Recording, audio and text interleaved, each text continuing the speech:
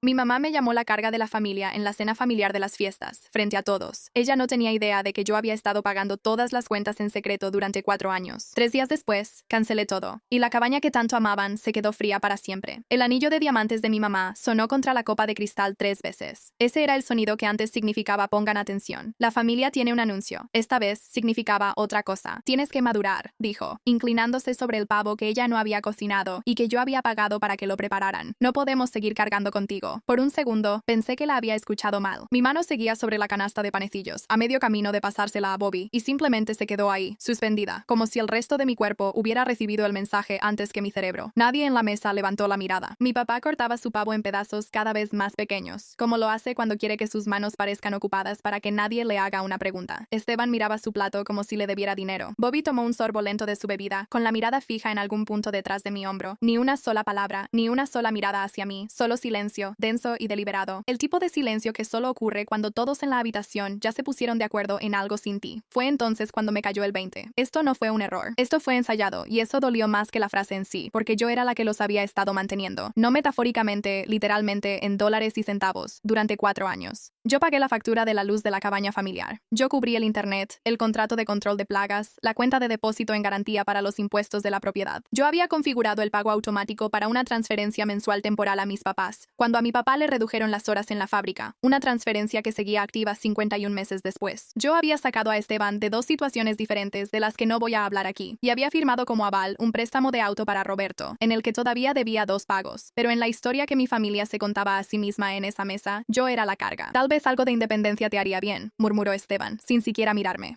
Sí, agregó Roberto, girando el hielo en su vaso. Si estás teniendo problemas, solo dilo en vez de poner las cosas raras. Poner las cosas raras. Casi me reí. No lo hice, porque reírme le habría dado a mi mamá exactamente lo que quería. Me estaba observando como siempre lo hacía durante una confrontación, como una mujer esperando que la tetera silbe. Quería las lágrimas. Quería la disculpa. Ella quería la escena, para que después pudiera contarle a su hermana por teléfono. Se alteró tanto. No sé qué le pasa. Y todos asentirían como si yo fuera la inestable. No iba a darle la escena que quería. Está bien, dije. Dejé la canasta de panecillos. Me levanté, me puse el abrigo y salí del comedor de mis padres sin decir una palabra más, pasando junto a la mesa consola con las fotos escolares de 3 niños, uno de los cuales aparentemente ya no contaba, y salía un frío tan intenso que sentí que intentaba despertarme. Nadie salió detrás de mí. Me senté en mi auto en la entrada de su casa durante 4 minutos completos, antes de poder dejar de temblar lo suficiente como para poner la llave en el encendido. Quiero dejar algo claro porque sé cómo suena esto después. No conduje de regreso a casa planeando una guerra. Volví a casa repitiendo la frase en mi cabeza. No podemos seguir cargando contigo, una y otra vez, como una canción atorada detrás de mis dientes. Para cuando llegué a mi departamento, algo en mi pecho se había quedado muy callado y muy quieto, como el aire que se queda quieto justo antes de que llegue una tormenta. Abrí mi laptop a las 9:52 p.m. Recuerdo la hora porque miré el reloj justo antes de entrar al portal de pago de facturas de mi banco, como si una parte de mí quisiera una marca de tiempo para lo que estaba a punto de hacer. Una por una, cancelé cada pago que había estado cubriendo en silencio e invisiblemente durante 4 años. La cuenta de electricidad de la cabaña, cancelada. La suscripción de internet ligada a mi tarjeta, cancelada. El contrato de control de plagas, el que contraté después de que Stephen encontró daños de termitas en la habitación de invitados y entró en pánico, cancelado. El pago automático de la cuenta de depósito en garantía del impuesto predial, cancelado. Y la transferencia mensual temporal a la cuenta de cheques de mis padres, la que silenciosamente se había vuelto una parte permanente de su presupuesto, cancelada. No escribí un mensaje enojado, no publiqué nada, no llamé a nadie para anunciarlo, simplemente cerré la laptop y me fui a la cama. Y por primera vez en mucho tiempo, más de lo que podía recordar, dormí sin poner una alarma para recordarme revisar si el recibo de luz de la cabaña se había descontado automáticamente. Esto no era venganza, quiero decirlo claramente, porque todos los que han escuchado esta historia desde entonces asumen que esa noche yo quería venganza. No era así, fue retirar mi apoyo, en el sentido financiero más literal de la palabra. Ellos me dijeron que dejara de depender de la familia. Decidí que la familia también podía dejar de depender de mí. En ese momento me pareció casi vergonzosamente justo. Me dije a mí misma que no sería gran cosa. Me dije a mí misma que alguien simplemente pagaría las cuentas en silencio, como lo haría cualquier familia funcional, y que ahí terminaría todo. Estaba equivocada, y la primera señal de cuán equivocada estaba llegó 71 horas después. Primera ronda, la cabaña. 3 días después de Acción de Gracias, a las 8:14 de la mañana, Bobby me llamó. Casi no contestó. Se apagó la calefacción de la cabaña, dijo, sin un hola. Mason se suponía que iba a ir allá este fin de semana con su novia. Hace menos 10 grados, ¿qué hiciste? Dejé de pagarla, le dije. Hubo un silencio en la línea que me indicó que de verdad no había atado cabos. Ni una sola vez. En su cabeza, la electricidad de la cabaña era simplemente un hecho del universo, como la gravedad, no un gasto que alguien había estado pagando en silencio. No puedes simplemente hacer eso, dijo. Sí puedo. Yo no uso la cabaña. No he ido allá en 2 años. No voy a financiar una propiedad vacacional a la que ni siquiera me invitan.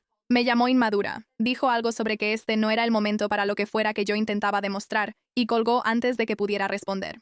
Terminé mi café. Se había puesto tibio, y de todas formas me lo tomé, porque una parte mezquina y herida de mí quería sentir cada trago frío bajando. Me dije a mí misma, esto es solo una vez. Él lo resolverá. Esto no va a escalar. Me equivoqué de nuevo. Segunda ronda, el mensaje de voz. Mi papá me dejó un mensaje de voz esa misma tarde. Todavía lo tengo guardado. Su voz hacía eso que hace cuando quiere sonar calmado y razonable mientras evita por completo el verdadero problema. Hola, hija. Mira, creo que deberíamos sentarnos todos y manejar esto como adultos. No hay necesidad de que las cosas se salgan de control durante las fiestas. Llámame de vuelta. Manejar esto como adultos. Traducción. Como he llegado a entender perfectamente a mi papá, arregla todo en silencio para que nadie tenga que decir realmente lo que pasó. No le devolví la llamada. Me dije a mí misma que le estaba dando espacio para que pensara en lo que realmente quería decirme. En realidad, creo que me estaba dando espacio a mí misma porque cada vez que tomaba el teléfono para escribir una respuesta, mis manos empezaban a temblar igual que en la entrada de la casa. Ronda 3. Los papeles legales. El viernes por la tarde, un notificador judicial llamó a la puerta de mi departamento. Recuerdo que pensé, absurdamente, que ojalá no fuera por una multa de estacionamiento. Antes de ver la dirección del remitente en la carpeta que me entregó, una oficina de abogados en un pueblo cercano que reconocí como el despacho de mi tío Ray, el mismo tío que siempre estaba un poco demasiado dispuesto a ayudar con el papeleo en las reuniones familiares. Mis padres estaban intentando impugnar la transferencia de la cabaña, la misma cabaña a la que acababa de cortarle la electricidad. Aquí es donde tengo que retroceder en la historia para explicar, porque es la parte que nadie en esa mesa recordaba, y es la parte que lo cambió todo. Hace 6 años, mis padres pusieron la cabaña a mi nombre. En ese momento, no se presentó tanto como un regalo, sino más bien como una tarea.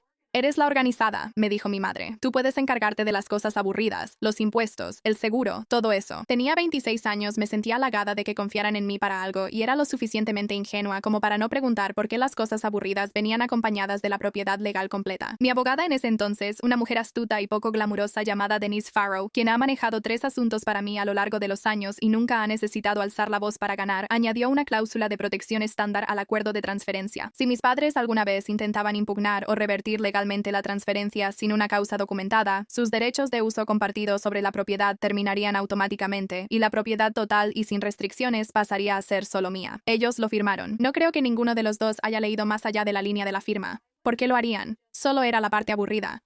Llamé a Denise ese viernes por la noche, con las manos temblándome de nuevo mientras le leía el número de caso de los papeles. Léeme exactamente lo que presentaron, me dijo. Lo hice. Hubo una pausa de su parte. Ese tipo de pausa que aprendes a reconocer como una abogada haciendo cálculos en su cabeza. Están tratando de anular la transferencia, argumentando que se hizo bajo coacción e influencia indebida, dijo, lo cual va a ser difícil que lo ganen, porque la cláusula anticipaba específicamente esto. Mándame el archivo original esta noche. Tendré una respuesta redactada para el lunes. ¿Qué pasa si pierden? Pregunté. Si lo impugnan sin causa y pierden, dijo Denise. La cláusula se activa automáticamente. Sus derechos de uso terminan. La cabaña pasa a ser completamente tuya. Sin copropiedad, sin visitas por temporada. Nada, solo tuya. Me quedé pensando en eso un buen rato después de colgar. Alguna parte vengativa dentro de mí casi esperaba que lo intentaran.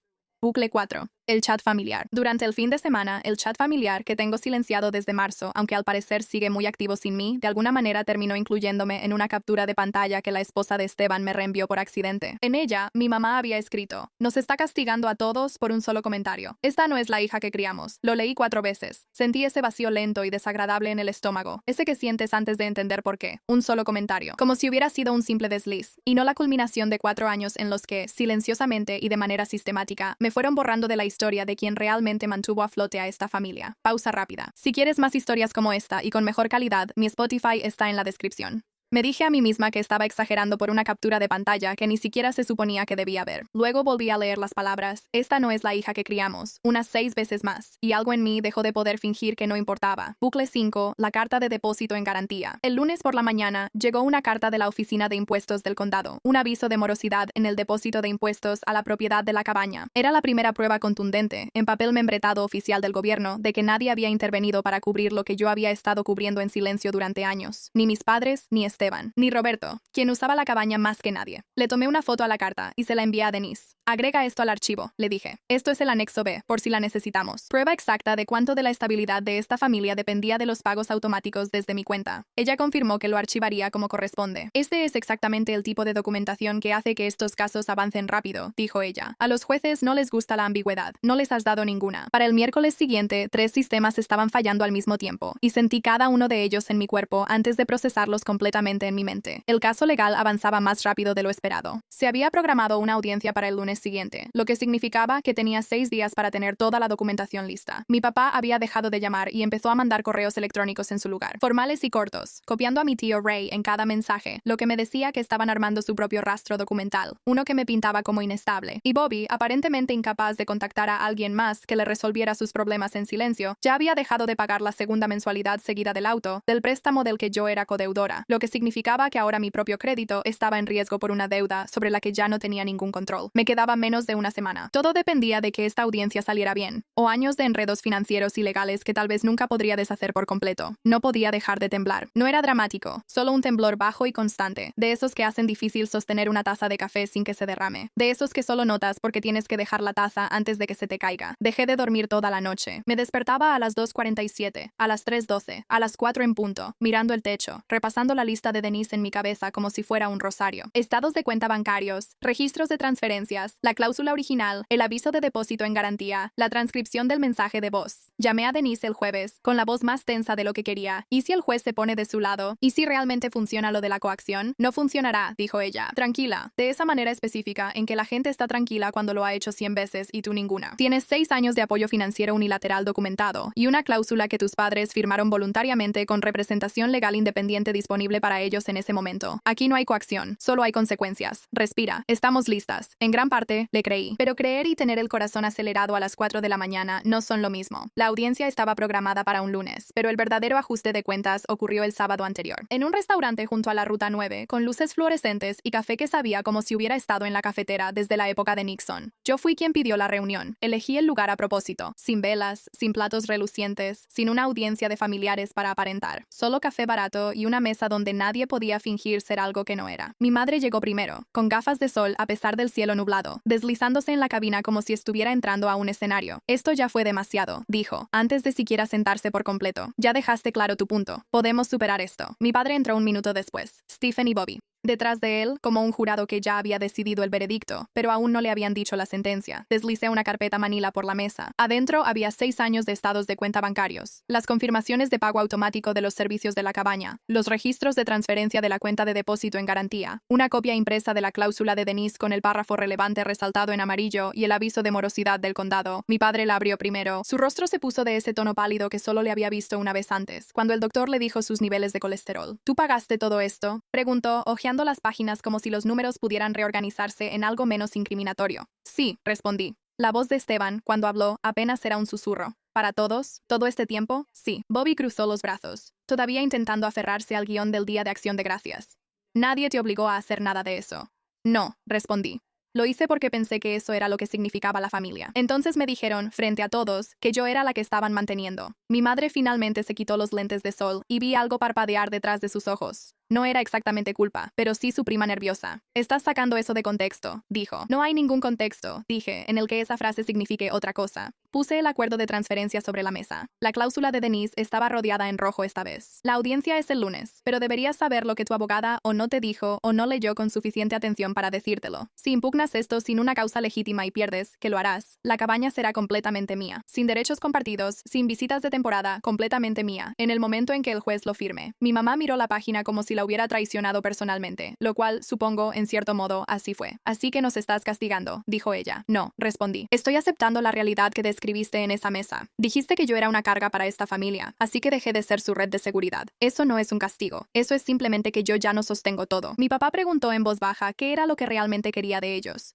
Fue la primera pregunta real que alguien me hacía desde el Día de Acción de Gracias. Nada, respondí. Ese es justamente el punto. No quiero una disculpa hecha para el público y no quiero un plan de pagos que nos haga volver al viejo arreglo, solo maquillado. Quiero dejar de ser la infraestructura invisible sobre la que funciona esta familia y también dejar de ser el chivo expiatorio automático cada vez que algo sale mal. Mi madre lo intentó una vez más, ahora con más suavidad, usando ese tono que utiliza cuando cree que la suavidad es una palanca. Te vas a calmar, siempre lo haces. Algo en mi pecho encajó en su lugar, silencioso y definitivo, como una puerta asentándose en su marco. No estoy pasando por una etapa, dije, y no voy a regresar para hacer que ninguno de ustedes se sienta cómodo. Me levanté, dejé dinero en la mesa para la mesera, más de lo que marcaba la cuenta, porque nada de esto era culpa de ella, y salí al estacionamiento. El cielo nublado se había convertido en una llovizna ligera y fría, y me quedé ahí un segundo más de lo necesario, dejando que me golpeara la cara. Nadie me siguió. La audiencia del lunes duró 40 minutos. Denise me dijo después que fue uno de los casos más anticlimáticos que había manejado en todo el año, lo cual, viniendo de ella, era el mayor cumplido que la situación podía haber recibido. El abogado de mis padres, que curiosamente no era el tío Ray, sino un asociado de su firma contratado apresuradamente, argumentó influencia indebida sin tener realmente mucho en qué basarse. El juez revisó la documentación original de la transferencia, la representación independiente que mis padres tenían al momento de firmar y la cláusula en sí, y dictó sentencia en más o menos el tiempo que tarda en calentarse una taza de café en el microondas. La cabaña pasó a ser completamente mía, sin condiciones, sin uso compartido, sin reuniones familiares anotadas en un calendario que yo no controlo. Mía. Mi papá envió un correo más después del fallo. 3 oraciones, esta vez sin copia, a mi tío Ray. Decía que lamentaba que las cosas hubieran llegado tan lejos y que esperaba que, con el tiempo, pudiéramos volver a la normalidad. No respondí. Desde entonces he aprendido que, en el diccionario privado de mi familia, normal es solo otra palabra para el viejo arreglo, restablecido discretamente. Han pasado 8 meses ya. Bobby eventualmente se puso al corriente con los pagos del auto. Por su cuenta, al parecer, una vez que la red de seguridad de verdad desapareció en vez de que solo amenazaran con quitarla. Stephen y yo hablamos ocasionalmente, de manera breve y cordial, principalmente sobre la logística de la herencia de nuestra abuela. Mi mamá no ha llamado. Mi papá envía una tarjeta en Navidad, firmada solo por él. Fui a la cabaña en primavera, sola, por primera vez en 3 años. Cambié las cerraduras yo misma, de pie en el porche con un desarmador y un paquete de 6 cerrojos nuevos, y sentí que algo se asentaba en mi pecho, algo que no había sentido en ningún momento durante toda la situación. No era exactamente alivio, ni tampoco triunfo, solo tranquilidad. Esa tranquilidad específica y difícil de conseguir de una habitación a la que ya nadie puede entrar sin invitación. La cabaña es mía, y por primera vez en 4 años, también lo es el dinero que alguna vez llamé familia.